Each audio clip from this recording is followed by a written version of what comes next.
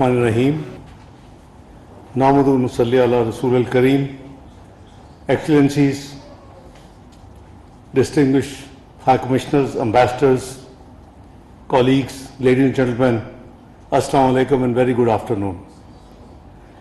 Indeed, it's a great pleasure to welcome you at the Ministry of Foreign Affairs.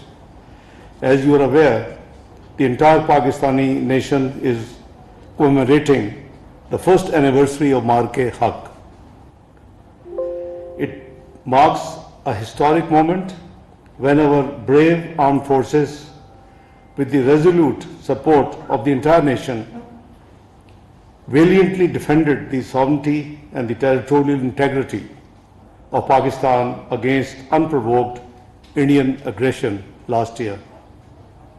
The highly successful Operation Bunyadul Marsoos was not only a testimony to the professionalism, courage and determination of Pakistan's brave armed forces, but also an unequivocal message by the people of Pakistan that together they will thwart any attempt to undermine Pakistan's peace and prosperity.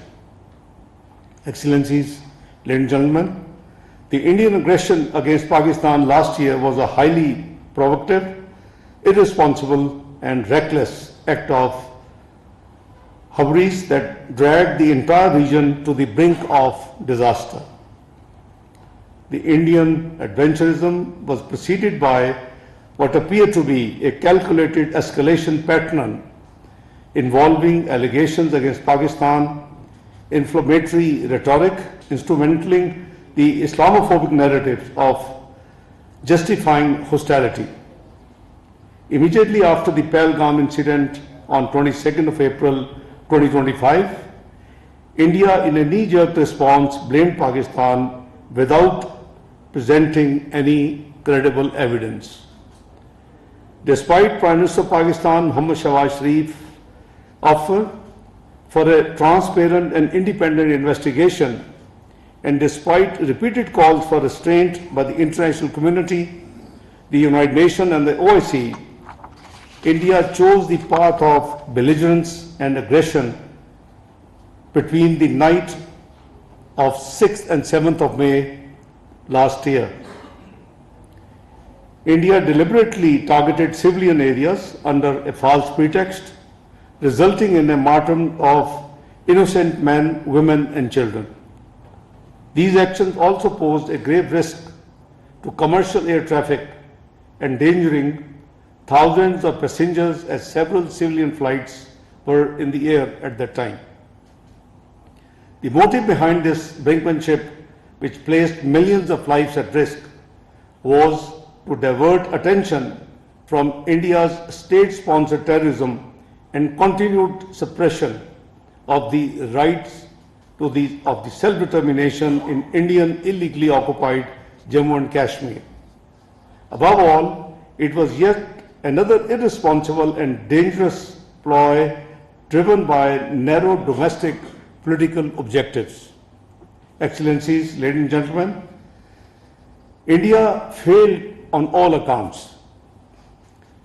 Acting under Article 51 of the UN Charter in self-defense, Pakistan, under the leadership of the then the Army Chief Sayyid Asam Munir, who is now the Field Marshal and the Chief of Defence Forces, gave a determined and decisive response which was measured, collaborated and proportionate directly solely to military installations. Pakistan's resounding success in drowning off several Indian fighters, jets and drones under the leadership of the Air Chief Marshal Zahir Ahmad Babar Sidhu and the neutralization of multiple military targets is an indisputable reality. These facts are widely documented and acknowledged and stand as a matter of record beyond the reach of misinformation or propaganda. Pakistan Navy was also alert and ready for any challenge under the leadership of Admiral Naveed Ashraf. Excellencies, ladies and gentlemen, through its resolute response, Pakistan reaffirmed that the only acceptable normal in international relations in respect for the principles enshrined in the UN Charter, including sovereignty, territorial integrity, and political independence. It was also established that the regional peace and stability will not be held hostage to the politics of hatred and division, and that Pakistan will defend every inch of its territory while safeguarding its citizens. We commend the role and efforts of President Trump in helping achieve a ceasefire and in bringing South Asia back from the brink of an unprecedented disaster. We also remain appreciative to the constructive role played by the Kingdom of Saudi Arabia, Turkey, as well as our other friendly countries in the region and beyond.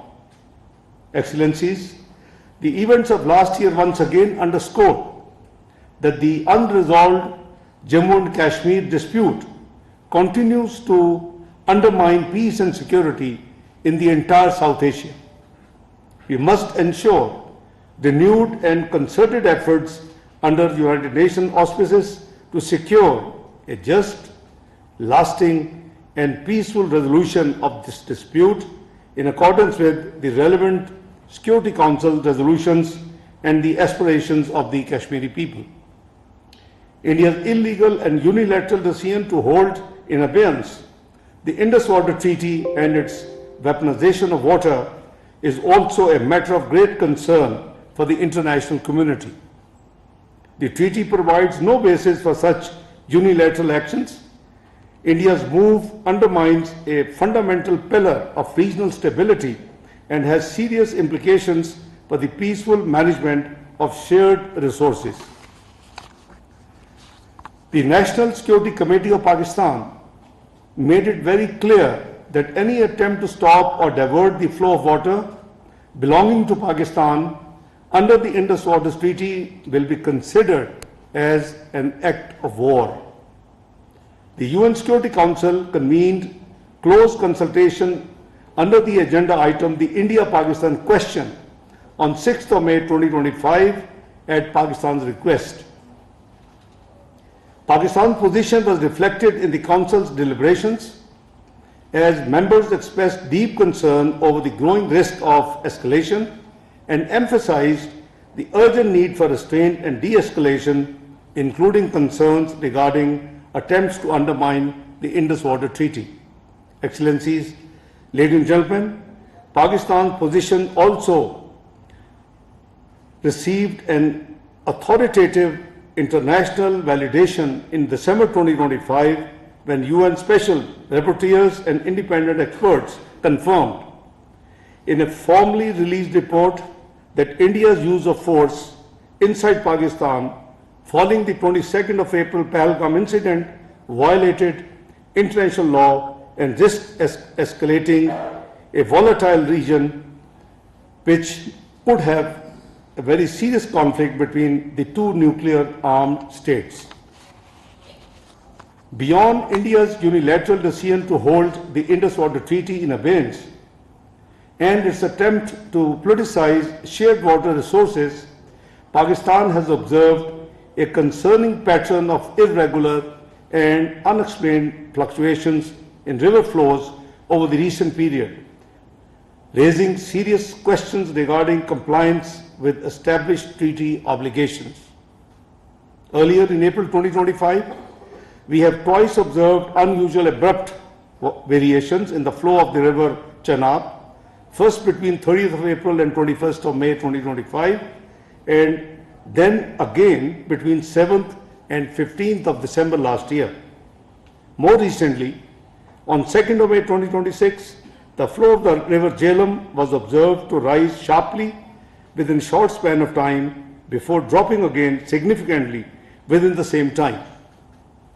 Similarly, during 2nd and 3rd of May 2026, unusual and unexplained variations were recorded in the river Chenab, including a marked decrease in flow during the early hours of 3rd of May 2026, well below expected seasonal levels.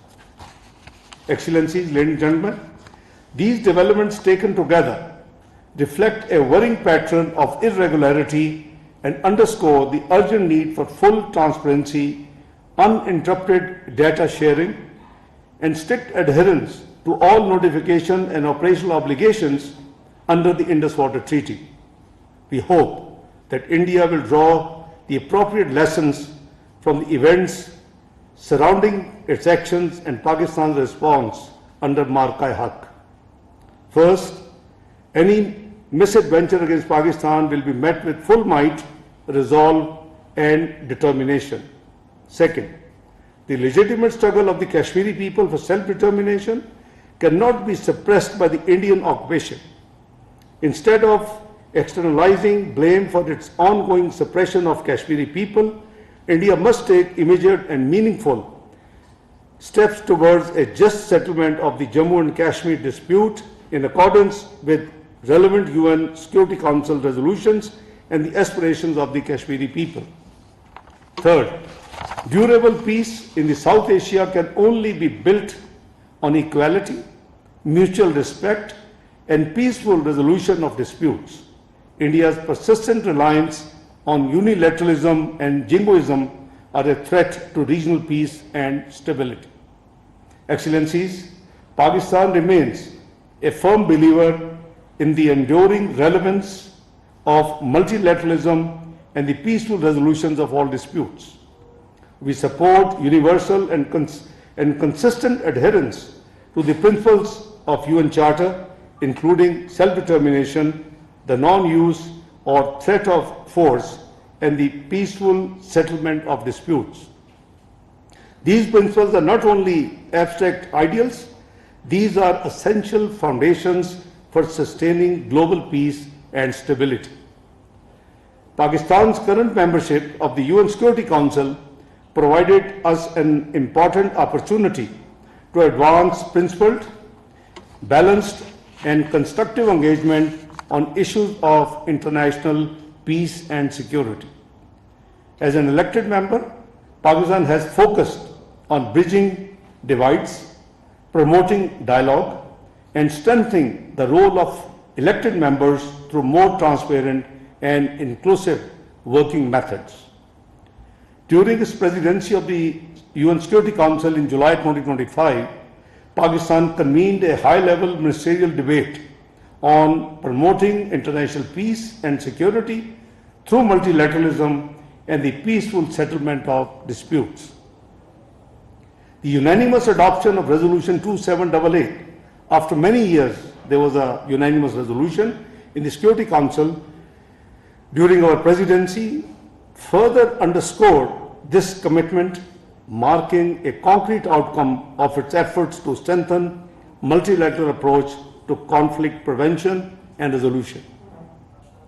Pakistan has consistently emphasized that unresolved and protected disputes, particularly those involving foreign occupation or the denial of self-determination, remain among the gravest threats to the international peace. Excellencies, ladies and gentlemen, durable peace cannot be achieved through force or coercion. Justice, respect for fundamental rights, particularly the right of self-determination, the peaceful settlement of disputes, and the faithful implementation of the UN resolutions remain indispensable to sustainable global stability. Guided by these principles, Pakistan has actively worked to strengthen cooperation across multilateral platforms available on the globe. During our presidency of the Council, Pakistan convened a briefing on enhanced cooperation between United Nations and Organization of Islamic Cooperation (OIC), underscoring the importance of closer coordination among multilateral institutions in addressing shared challenges and advancing common objectives. At the regional level, Pakistan's engagement is anchored in the wide network of multilateral forums, including the OIC, the Economic Cooperation Organization ECO, and the D8, which serve as important frameworks for promoting dialogue, cooperation, and shared development. Excellencies, ladies and gentlemen, Pakistan looks forward to assuming the upcoming ECO chairmanship of the Council of Foreign Ministers and the ECO Summit in 26-27. This will provide an important opportunity to further advance regional economic integration and connectivity. Pakistan also continues to play an active and constructive role within Shanghai Cooperation Organization SCO. Pakistan will assume the chair later this year and will host the summit of the heads of state next year in 2027. Pakistan aims to deepen regional cooperation across Eurasia, particularly in trade, connectivity, security, and sustainable development. Building on these engagements, Pakistan is deepening its partnership with Central Asian states across diverse sectors, particularly in connectivity, trade, energy, cooperation, and infrastructure development. Excellencies, ladies and gentlemen, Pakistan's continued collaboration with its all-weather strategic partner China, including through the China-Pakistan Economic Corridor, generally known as CPEC, remains a key pillar of its regional connectivity agenda, contributing to shared prosperity, development, and economic integration. In parallel, Pakistan maintains a broad and constructive partnership with the European Union, encompassing political dialogue, trade, development, cooperation, and climate-related priorities, reflecting a shared commitment to stability, sustainability, and inclusive and shared growth. In Africa, Pakistan's engagement is rooted in historic ties of solidarity and shared struggles for self-determination and respect for sovereignty. Pakistan continues to advance for African perspectives to remain central in the Security Council's deliberations while supporting African-led peace and security initiatives, particularly those of the African Union and sub-regional organizations. Pakistan's peacekeepers serving under the United Nations have made and continue to make important contributions to peace and stability across the continent. Excellencies, ladies and gentlemen, Pakistan remains supportive of initiatives aimed at strengthening multilateral cooperation, including the Global Governance Initiative, which seeks to make the global governance system more responsive to the needs and aspirations of the developing countries while addressing shared global challenges. In the Middle East, Pakistan, together with other 8 Arab and Islamic countries, remains committed to advancing the comprehensive plan to end the Gaza conflict in line with Security Council Resolution 2803.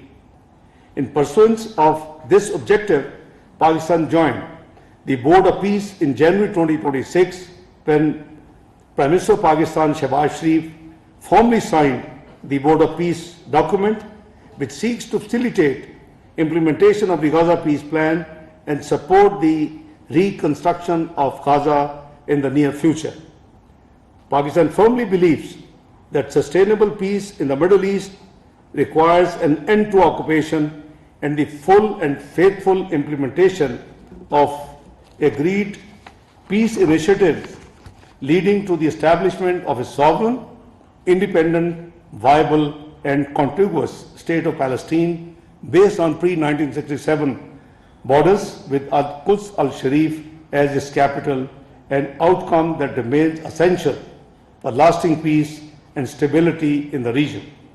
Excellencies, ladies and gentlemen, Pakistan's constructive engagement in recent and ongoing efforts for promoting dialogue and de-escalation in the Gulf region reflects its consistent commitment to peace and stability. Drawing on its relationship across the region, Pakistan has made efforts to reduce tensions and create space for meaningful engagement among key stakeholders.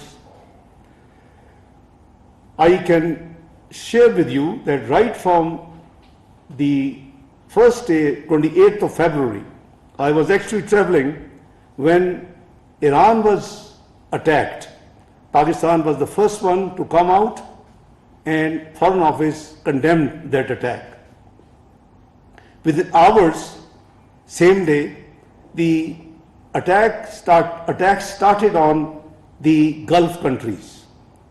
We continued to make efforts, and we had no choice but to also condemn those attacks on our friendly and brotherly countries, GCC. Since that day, we have been continuously making efforts with all the stakeholders, and particularly US and Iran, to sit and negotiate between them and reach to a truce and end this conflict.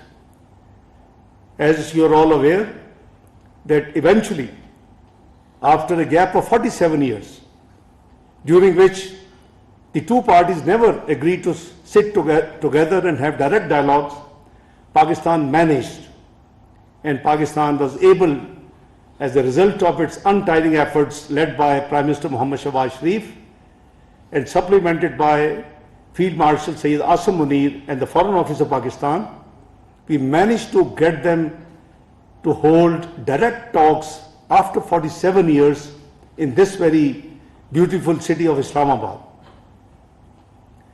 It was a marathon session of 21 hours, which started in the afternoon of 10th and ended early hours of 11th of April. I'm happy to say that things proceeded and progressed very, very positively, but the parties needed to go back to their capitals and the leadership for the consultation. So they left on 11th. We as facilitator and mediator tried to do a duty for the region and beyond. I think they made very good progress by 11th morning, but as I said, they had to leave and consult. What did we achieve? At least, even before the negotiations started, we managed to convince for a ceasefire. So the ceasefire later on was extended, and a third extension, second extension, and a third extension. What is our objective and aim is to continue to convince both sides as an honest facilitator and mediator to negotiate and reach a peaceful settlement. This is need for the region, this is need for the globe, this is need, for the economy of the world. Whatever has happened so far, it has already dented your global GDP to a great degree. It's not me, it's the international financial institutions who are saying this thing. So, the way the prices of energy have shot up, the affordability of the common man has become fairly difficult. The supply chain has been disrupted. So, the end of this conflict is the goal and the aim.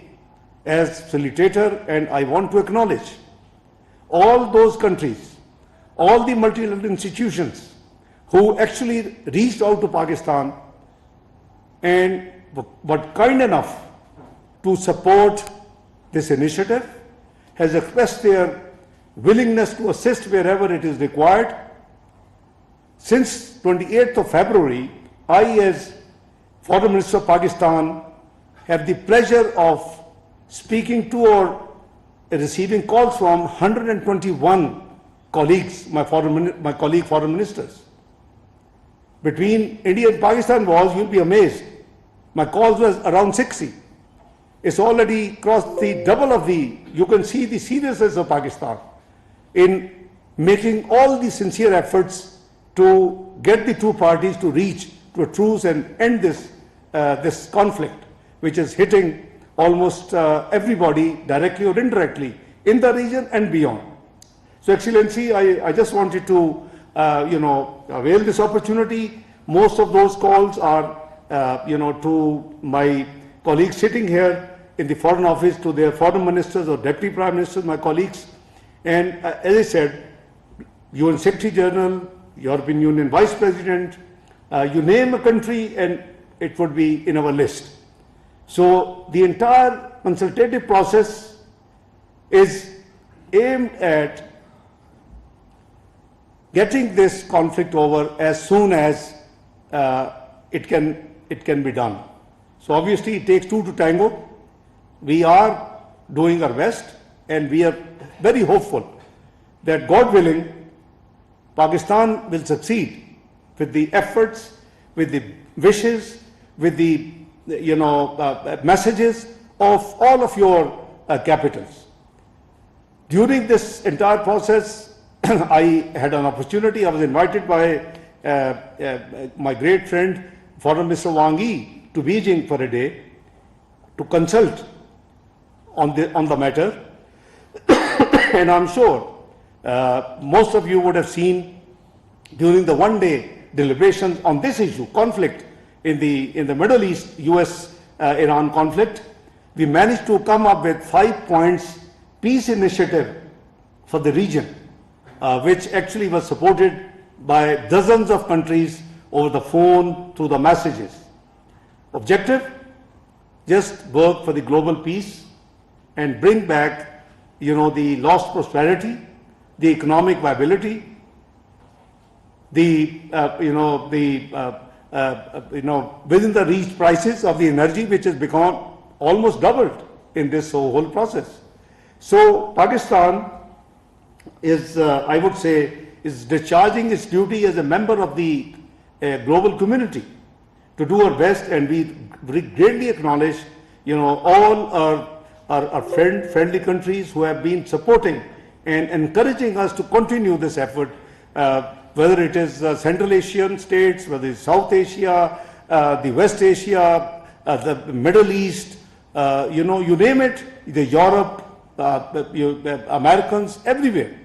So from Australia to Canada to everywhere, we have been in touch on regular basis. So objective is common, as that this this conflict ends in a dignified manner. It should be win-win, obviously, because of the sensitivity of the matter and the responsibility as a facilitator, mediator.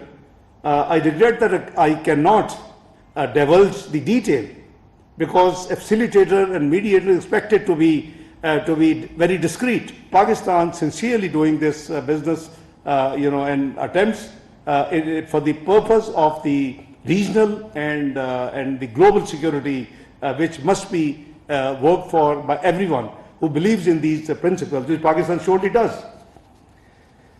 So we are pleased to, as I said, that we are pleased to facilitate all these efforts, and we are very hopeful that the Islamabad talks, which represent an important diplomatic breakthrough, as I said, after 47 years, and it was a historic moment for us when we managed to convince them happily that they would have direct talks. We are grateful to the both countries, their desire that in these direct talks we should be present, Pakistan should be present, and we did so. So we are very glad that it reached to a very advanced level, and we still hope that it will eventually and hopefully very soon conclude. This obviously timely opportunity was carefully preserved and was built upon and worked on. As I said, that the remote partnership, mostly all of countries sitting here, their high commissioners, their ambassadors, their support means a lot to us. Concluding, I would say that Pakistan policy has consistently been guided by our commitment to peaceful resolution of disputes, dialogue and diplomacy. We have been consistently saying these things, and we are believers, and that shows why we and what we choose last year. The ministerial thematic subject that was multilateralism, peaceful settlement of disputes. So that shows Pakistan resolve, Pakistan thinking. At the same time, I would reiterate that whenever our sovereignty and territorial integrity have been challenged, Pakistan has demonstrated both, alhamdulillah, resolve and capability in defending our beloved motherland under the able leadership of our armed forces of Pakistan. We remain convinced that peace cannot be achieved through coercion and unilateralism or bloc politics, but only through dialogue, mutual respect, and adherence to international law and the UN Charter. Pakistan stands ready to work with all its neighbors and global partners in working for advancing the peace, stability, and shared prosperity in the region and beyond.